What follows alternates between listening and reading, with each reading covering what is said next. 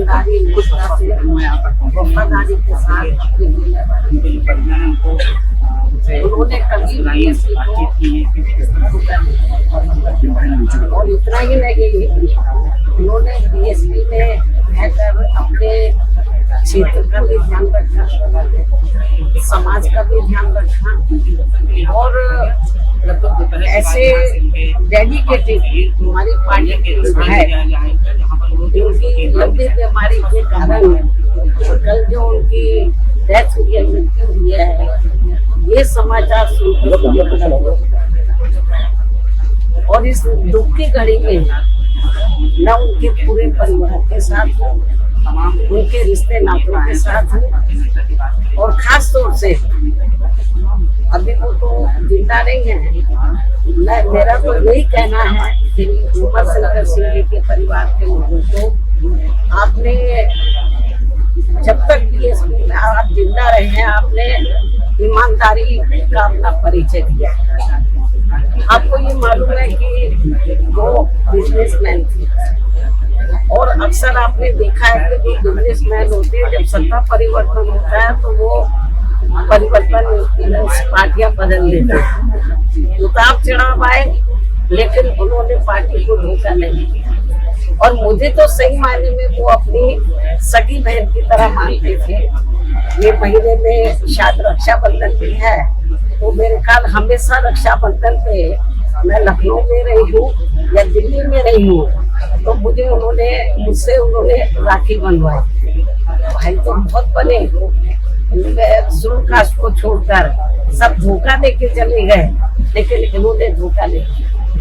और मैं आज ये कहना चाहती हूँ उनके परिवार के लोगों को, इस दुख की घड़ी में हमारी पार्टी उनके साथ है और उनका एक बेटा है, बेटी शादीशुदा और बेटा भी, सब मुझे बहुत आदर सम्मान देते हैं। तो मैं इस मौके पर पूरे परिवार को यह आश्वासन देना चाहती हूँ, यदि परिवार चाहेगा तो उनके बेटे को मैं राजनीति में आगे बढ़ावा दूंगी, उनके स्थान पर उनको पूरा महत्व दूंगी। हालांकि ये मौका ऐसा कहने का नहीं है, लेकिन फिर भी मैं उनको जो है, उनके परिवार को ये दुख की घड़ी में राजनीति में वो काफी सक्रिय रहे हैं, समाज में लोगों की बहुत सेवा करते रहे हैं। तो मैं परिवार चाहेगा तो उनके बेटे को मैं राजनीति में आगे करूंगी। और जहाँ तक उनकी विधानसभा का सवाल है, रसड़ा जो विधानसभा बलिया में, मेरे ख्याल जब भी उन्होंने चुनाव लड़ा बीएसपी से, हमेशा उन्होंने चुनाव जीता है और क्षेत्र की जनता का पूरा ध्यान रखा है। पूरे क्षेत्र में वो हर सुख की घड़ी में वहाँ की जनता के साथ है और हमेशा उन्होंने हर मामले में वहाँ की जनता का पूरा ध्यान रखा है। और मुझे लगता है उनकी विधानसभा के क्षेत्र के लोग भी चाहेंगे कि अब वो नहीं रहे हैं, उनके बेटे को बढ़ावा दिया जाए। मैं पूरा जैसा परिवार चाहेगा उसके हिसाब से मैं उनको पूरा बढ़ावा दूंगी और उनका पूरा साथ दूंगी।